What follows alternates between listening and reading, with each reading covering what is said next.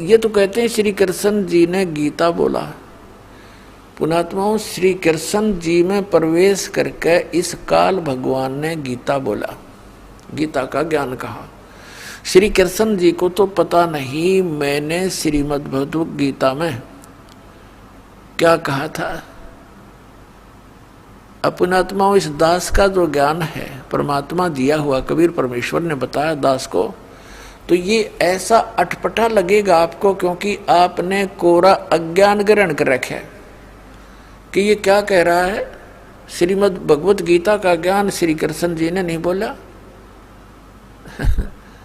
तो पुणात्माओं, यहीं पर बात बिगड़ रही थी बताई कि सच्चों को तो ये झूठा बतावें। इन झूठों का एतबार 600 वर्ष पहले परमात्मा ने ये ज्ञान दिया था, जो कबीर भगवान ने, उस दानक जो लाया कबीर ने, जो काशी के अंदर थे, भगवान आए थे, जिसको आज ये दास केवल उन्हीं का दिया हुआ ज्ञान आप तक पहुंचा रहा है। दास का और कोई रोल नहीं है। इतना रोल है कि जो सदग्रंथों में लिखा है उस लेखक के विचार आपके रूबरू कराता हूँ, जो परमेश्वर ने आकर ज्ञान दिया वो आपके रूबरू कराता हूँ।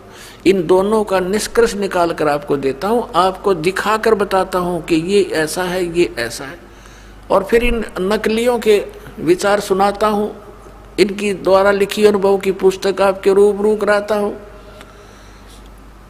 और फिर आपको ये बताना चाहता हूँ कि जो हमारे सदग्रंथों से मेल नहीं खाते, जो विधि भगवान की भक्ति की या ज्ञान भक्ति का, तो यूजलेस है, उसको तुरंत त्याग देना चाहिए। दास का ये सब कुछ करके, ये प्रयत्न इतना करके, ये इतना चाहता हूँ कि तो आप जी सदमार्ग को ग्रहण करें, कुमार्ग को त्याग दें। आपने जाना अपने घर को, और आप जा रहे हो जंगल की ओर, वन में जा रहे हो, वहाँ खा जाएंगे चित्ते और शेर वगैरह आपको, वहाँ पर भयंकर जानवर हैं, और कोई आपको बता रहा है कि ये दिशा आपकी ठीक नहीं है जिधर तुम जा रहे हो।